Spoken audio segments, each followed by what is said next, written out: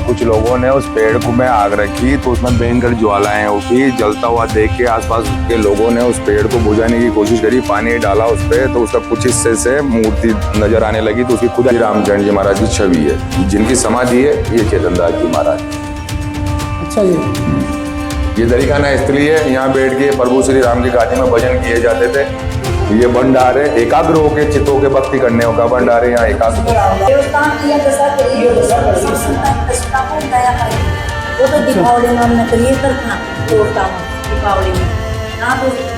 बहुत शक्तिशाली गादी स्थल है। आपको शिलालेख भी दिखाएंगे अभी सरस्वती भंडार की तस्वीरें।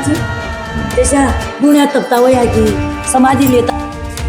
आपको बताते हैं कि ये रामद्वारे का म्यूजियम हुआ करता था, ग्रंथों की लाइब्रेरी हुआ करती थी जो उस टाइम में संतों ने लिखी थी।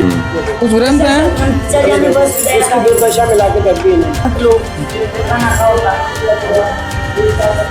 और उस भूमि को इस तरह से यहाँ तो का कमरा था। अब आप सोच लीजिए संत जो सालों साल तप करते हैं। ये गेट टूटे देख सकते हैं। सरस्वती भंडार में शिलालेख लगे हुए सन लिखा हुआ। अच्छा, ये पूरे शिलालेख है ये सरस्वती भंडार में। आप ये पूरी जमीन जो पूरी ये जहाँ बाउंड्री दिख रही है, पूरी बाउंड्री जो दिख रही है निगम।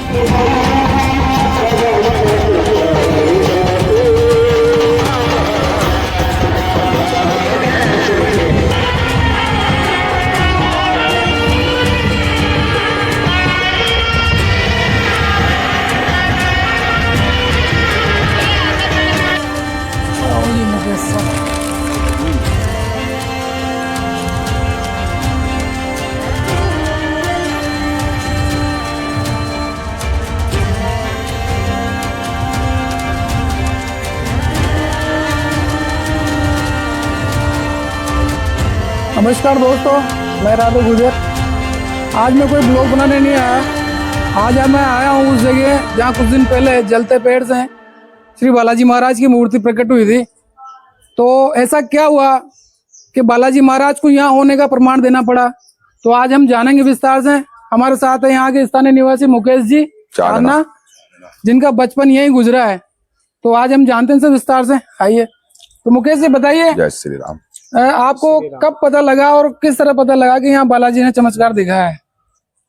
7 तारीख को सुबह 10 बजे कुछ लोगों ने उस पेड़ को में आग रखी तो उसमें भयंकर ज्वालाएं उठी। जलता हुआ देख के आसपास के लोगों ने उस पेड़ को बुझाने की कोशिश करी, पानी डाला उस पे तो उसका कुछ हिस्से से मूर्ति नजर आने लगी। तो उसकी खुदाई कराई, आसपास के लोग इकट्ठे हुए, नीचे तक मूर्ति खोदी, पेड़ को खोदा गया। तो उसमें पूरी आप देख सकते हो 4 से 4.5 फीट 5 फीट की बालाजी आप प्रतिमा को दर्शन करो। बहुत भव्य चमत्कारी प्रतिमा मैंने देखा वो काफी लंबी चौड़ी मूर्ति है, करीबन 5.5 फीट के आसपास। हाँ, और चूड़ामणि बालाजी है वो, जिनके हाथ में चूड़ामणि है, सीता जी की चूड़ामणि है जो आप देख सकते हो। और आए दिन श्रद्धालु का तांता लगा हुआ है, भीड़ पड़ी हुई है, लोगों के काम हो रहे हैं, चमत्कार हो रहे हैं। कोई क्या चढ़ा रहा है, कोई क्या चढ़ा रहा है। तो जहाँ ये बालाजी की मूर्ति निकली है, यहाँ पहले क्या हुआ करता था? यहाँ पहले पेड़ ही हुआ करता था, 12 द्वारी का स्थल हुआ करता था, रामद्वारे का परिसर हुआ करता था। अच्छा, तो रामद्वारे के परिसर में 12 द्वारी के जस्ट पास में वो बालाजी प्रकट हुए। तो ये जो जगह है ये रामद्वारा है, ये समाधि स्थल है रामद्वारे का। अच्छा, ये सारी समाधियां समाधियां हैं ये जीवित समाधियां हैं। ये चेतन दास जी महाराज की समाधि है ये वाली। हाँ, और ये निर्भय सिंह जी महाराज की समाधि है जो राम सिंह द्वितीय जी के राज दरबार के छोटे भाई हुआ करते थे, जिन्होंने प्रभु ने इनको नरसिंह अवतार में दर्शन दिए मोजी बाबा की गुफा में। तो इन्होंने तीनों रानियों को राजपाट छोड़ के वैराग्य धारण कर लिया, गुरु के चरणों में समाधि ले ली। तो आखिर क्या हुआ कि जो स्थान इस तरह से बंद पड़ा है? 2016 में यहाँ प्रगति मैदान आ रहा था निगम की तरफ से। इस मैदान को प्रगति मैदान की तर्ज पे विकसित किया जा रहा था। तो इसमें ये संपत्ति नपी, तो रामद्वारे की संपत्ति को देखते हुए रामद्वारे के जो पुराना रिकॉर्ड निकला तो उसमें निगम इसमें अभी हो गया। सन 85 तक रामद्वारा नगर निगम को ये जमीन लीज पे दिया करता था पशु मेला भरवाने के लिए। अच्छा। लेकिन अब स्वामित्व निगम इसमें जमाने लग गया कि ये जमीन हमारी है। तो ये निगम के षड्यंत्रों के कारण देवस्थान को बीच में पटक के इस स्थान की ये रूपरेखा और ये दुर्दशा कर रखी थी। जमीन के लिए, आसपास की बेशकीमती जमीन के लिए, इस जमीन को लेना चाहता है। इस जमीन को निगम लेना चाहता है आसपास। तो कितने भी चाले कि जमीन कुछ कर ले या कर ले, और बालाजी महाराज को यहाँ विराजमान होकर अपने दिखाना पड़ा कि यह जमीन श्री राम प्रभु की है और यहाँ श्री राम जी के नाम से हनुमान जी का मंदिर बनेगा। तो अपन थोड़ा देखते हैं। बिल्कुल, आइए, आपको दरिकाना स्थली के दर्शन कराए जाते हैं। बहुत भव्य दरिखाना इसलिए जहाँ प्रभु स्वामी श्री रामचंद्र जी महाराज की गादी लगा करती थी। आई इसकी तो देवस्थान दशा में लगी हुई है। लोगों के लिए लगा रखा है। आओ आ जाओ।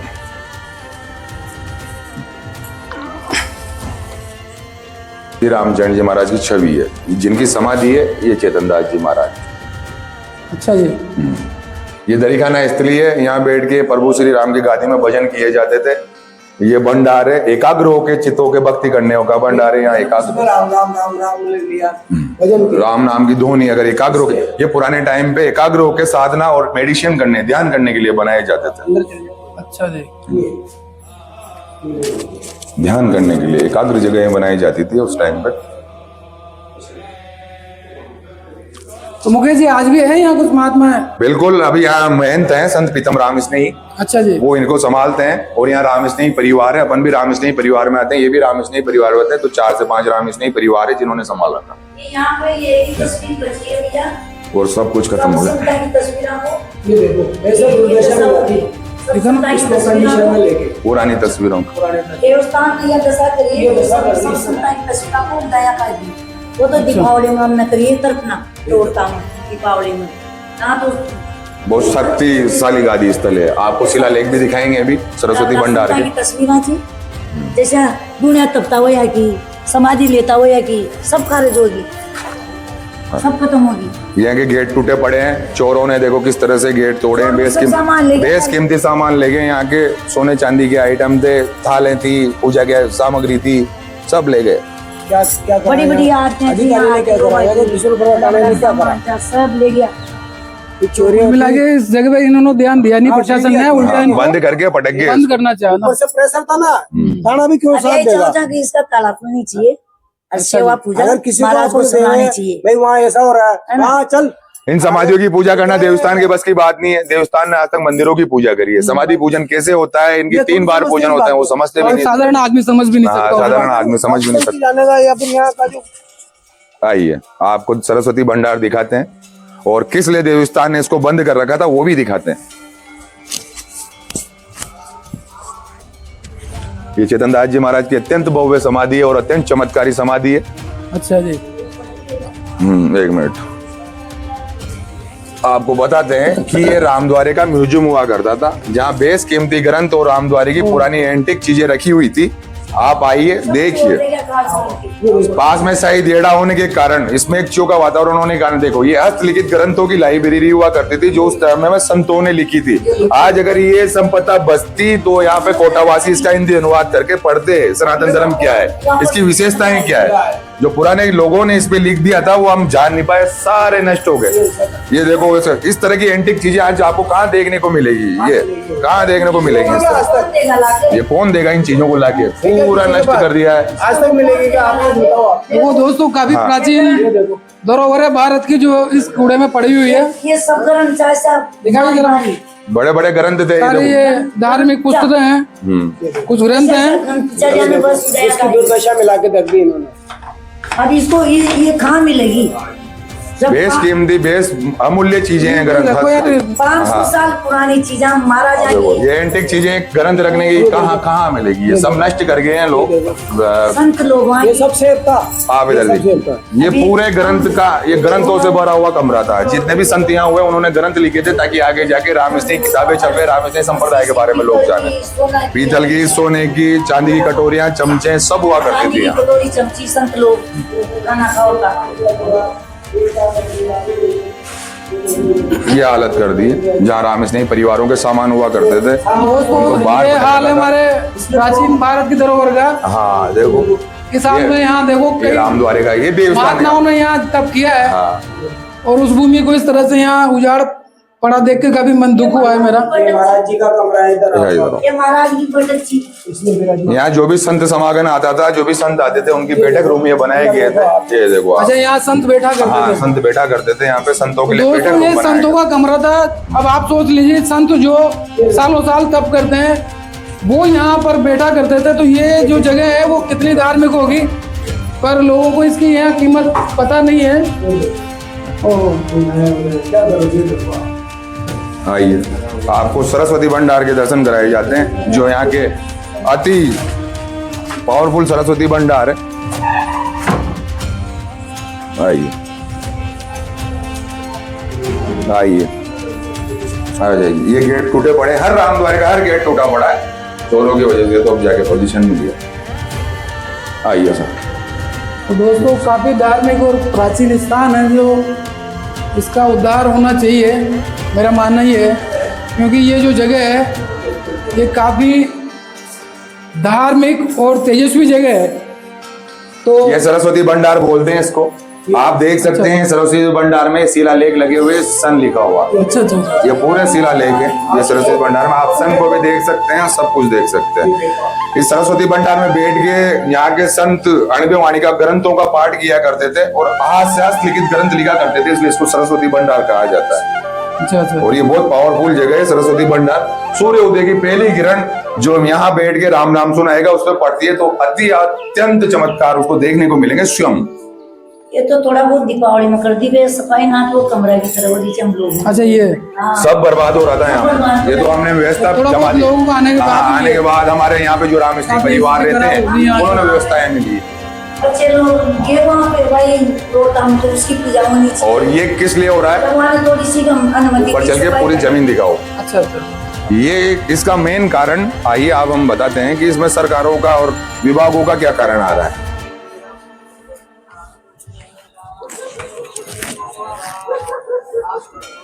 आपन जो नीचे शिलालेख देख के आए, उस शिलालेख में साफ लिखा हुआ है कि इस राम द्वारे के परकोटे के चारों ओर की 1100 फलांग और 1100 फलांग जमीन राम द्वारे के नाम है। अच्छा ये पूरी ये जमीन जो है, पूरी ये जहाँ बाउंड्री दिख रही है, पूरी बाउंड्री जो दिख रही है निगम करके गई है,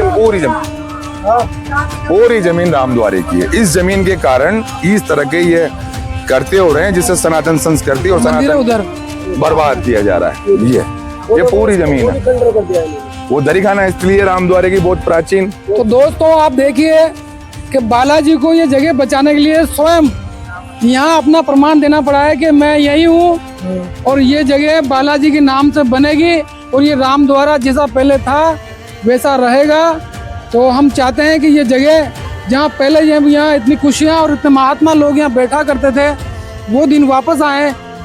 और हम चाहते हैं मुकेश जी अब आगे क्या, हम चाहते हैं कि भाई सरकार को कोई दिक्कत नहीं होनी चाहिए। राम द्वारे की जमीन है, सरकारी कोई जमीन नहीं है। भव्य मंदिर बनाए, राम द्वारे वालों को कोई दिक्कत नहीं है। राम द्वारे का सही मैनेज करके यहाँ पे जो हमारे मेन थे पीतम राम जी महाराज उनको सपोर्ट किया जाए, राम स्नेही परिवारों को सपोर्ट किया जाए। देखो दोस्तों सरकार के पास इतनी जगह है कि वो जो कुछ बनाना चाहती है कहीं और जगह बना दे, पर ये जो जगह है एक धार्मिक स्थल है और प्राचीन 400-500 तेजस्वी जगह है जहाँ महात्मा तप किया करते थे। तो मेरा मानना है और लोगों का सबका मानना है कि यहाँ एक भव्य मंदिर बने और ये राम द्वारा पहले जैसा भव्य बने और यहाँ महात्मा लोग वापस अपनी तपोभूमि पर आए। तो मैं चाहता हूँ आप भी इस वीडियो को शेयर करें, कमेंट करें, लाइक करें और ज़्यादा से ज़्यादा बढ़ाएं ताकि लोग जुटें इस मुहिम में। जय श्री राम। जय श्री राम, जय श्री राम, जय श्री राम।